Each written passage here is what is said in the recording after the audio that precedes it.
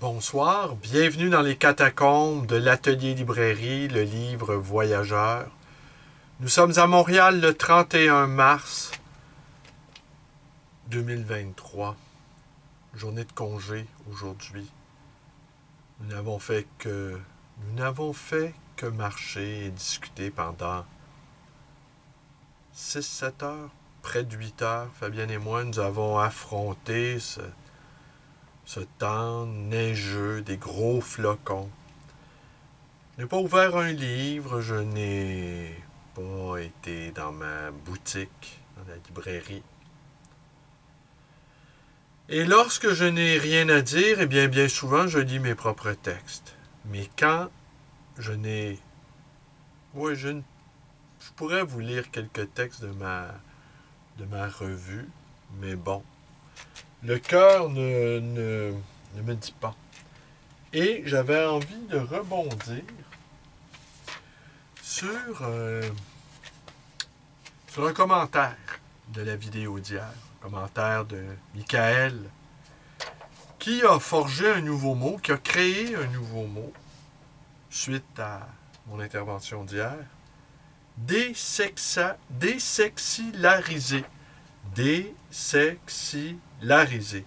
Alors, dans ce mot, il y a plusieurs mots. Évidemment, le mot exil et le mot sexe. Et au fond, il écrit, tenez, je vais vous livrer son commentaire, vous pourrez l'interpréter à votre guise. Désexillariser, voilà, comme c'est correctement dit, désexillariser. Ce terme peut être utilisé pour désigner des personnes qui non seulement ne sont plus dans l'attente d'un amour de bête, mais aussi dont on a coupé de manière volontaire ou involontaire le prépuce de la pensée de l'exil, enfin victime de moqueries collectives. Le court paragraphe est très dense. Des personnes qui ne sont plus seulement dans l'attente d'un amour de bête. On va y aller avec le premier mot. On va y aller avec l'attente. Qu'est-ce que ça suppose, l'attente, au fond? Et tout de suite, on pourrait penser que l'attente relève de la passivité. Mais l'attente, elle peut être également active, elle peut être ardente, elle peut être pugnace, elle peut être résolue, elle peut être déterminée. L'attente peut être comparable à celle d'un tireur embusqué. L'attente pourrait être celle d'un croyant qui attend, qui espère que son Dieu viendra. L'attente aussi, c'est de l'espérance. On n'attend pas si on n'attend rien. On n'attend pas lorsqu'on est revenu de tout. On attend car on désire que quelque chose surgisse. L'attente est liée au désir. C'est lié à la volonté. Au fond, j'aurais envie de dire, nous passons toute notre vie à attendre.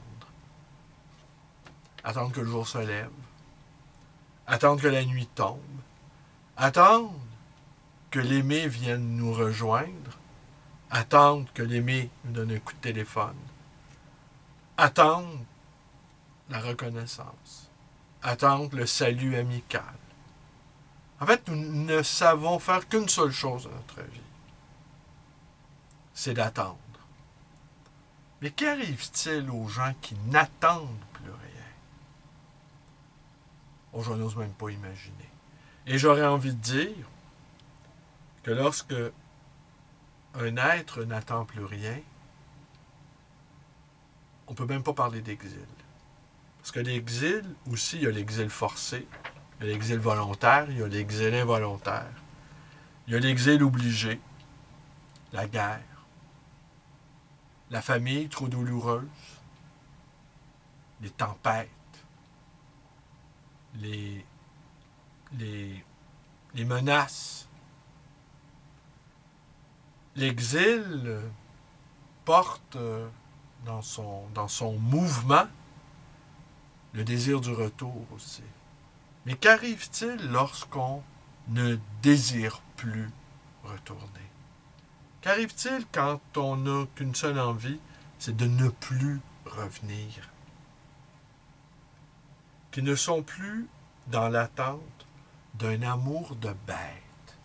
Qu'est-ce à dire, un amour de bête? La fidélité animale est incomparable. On retrouvera cette tendresse particulière dans le regard de certaines personnes amoureuses, désirantes. Certaines personnes qui sont prêtes à aller jusqu'au bout avec nous. Cette fidélité, cet amour de bête, la souffrance de la bête esseulée, la souffrance de la bête abandonnée, la souffrance de la bête stupéfaite de se retrouver sur le bord du chemin.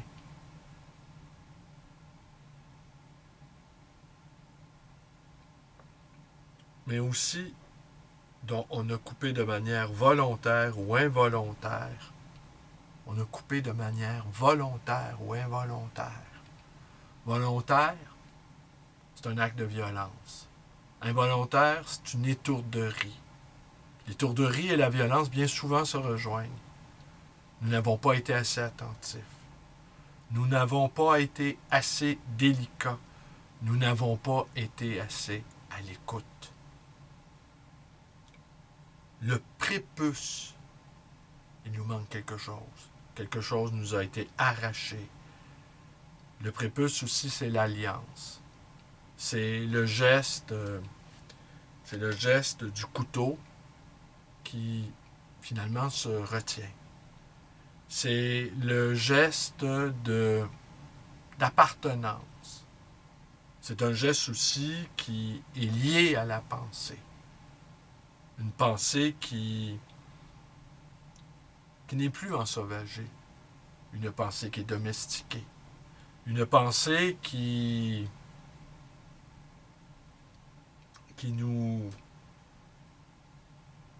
nous propose l'exil. Une pensée en mouvement. Une pensée qui marche. Une pensée qui ne recule devant aucune difficulté. Une pensée hardie. Une pensée bondissante. Enfin, victime de moquerie collective.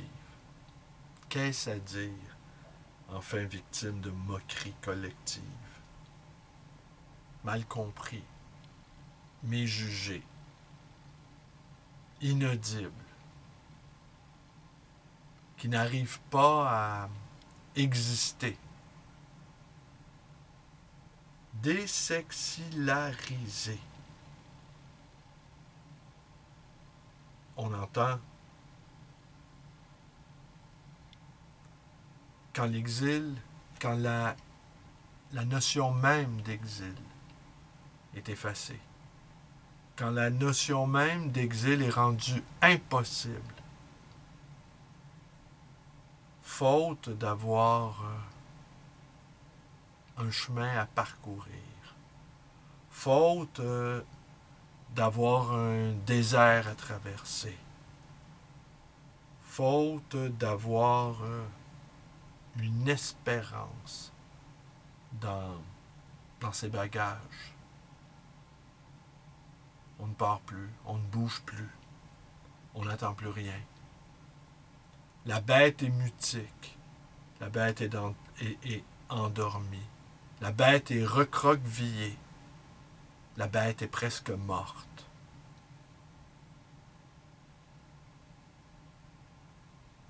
Alors, vous pardonnerez cette petite vidéo totalement improvisée, irréfléchie même. On en fera ce qu'on veut. Et les lieux ici sont... Je me propose dans les prochaines semaines d'y mettre bon ordre. Mais c'est assez terrifiant vu la somme de travail que ça représente. Des milliers et des milliers de livres. J'ai un problème, vous l'avez compris. Tous mes espaces de bibliothèque sont encombrés. Et les livres aussi, c'est toujours lié au désir, au fond. On désire toujours plus de livres. Parfois, on me dit à la librairie, on a trop de livres. Pour moi, j'entends toujours, on a trop d'amour, on a trop de soleil, on a trop d'argent, on a trop de tendresse, on a trop de lumière, on a trop de joie de vivre, on a trop de bonheur, finalement. Comment peut-on avoir trop de ce qui nous est si nécessaire? Comment avoir trop de ce qui nous est si indispensable?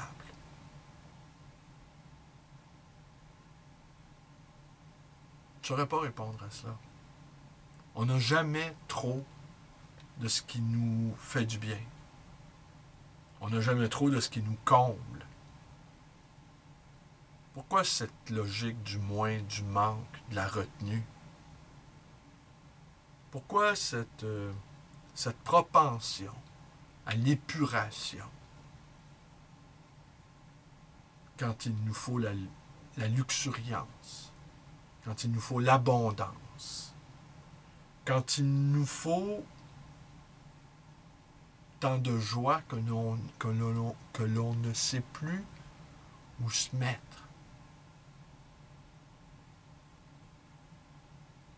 Tellement qu'on a envie de pousser des cris de joie. Est-ce qu'on peut vivre comme cela, en étant parfaitement en pleine conscience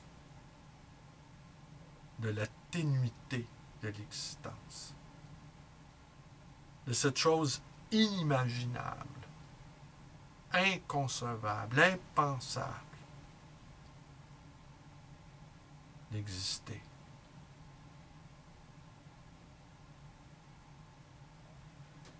Désexillariser. Alors, je remercie Michael de m'avoir sauvé la mise ce soir, en m'offrant un terme, certes, maladroitement improvisé de ma part. Et sans doute pourra-t-il, si le cœur lui en dit, apporter à nouveau son petit grain de sel dans ce qui est devenu une sorte de création, non pas à 4 mains, à 2 mains et à une voix, la mienne. 2 mains et une voix. J'ai dit, Michael, qui vit en Auvergne, sans doute cette île, je l'ai déjà dit, je suis allé en Auvergne, je suis allé au Puy-en-Velay. Et je suis allé à Clermont-Ferrand en 2001. Et il y avait, en fait, il n'y avait pas de touristes québécois. Et les Auvergnats que j'ai rencontrés, fort sympathiques, plusieurs d'entre eux m'ont demandé comment ça se fait que j'étais là. Le berceau de l'art roman. C'est pas ça que j'ai répondu. Mais plusieurs d'entre eux donc se demandaient qu'est-ce que je faisais là, parce qu'en me disant, les Québécois d'habitude ils vont dans le sud-ouest, ils vont en Provence, ou ils vont à Paris.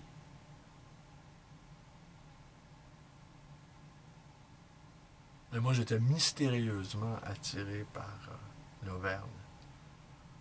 J'aurais envie de dire, pour moi, c'est le cœur de la France. Non pas tant au niveau géographique qu'au niveau de ce que ça comporte dans mon imaginaire personnel. Je vous remercie d'être avec moi. Portez-vous bien. Et à demain. À demain.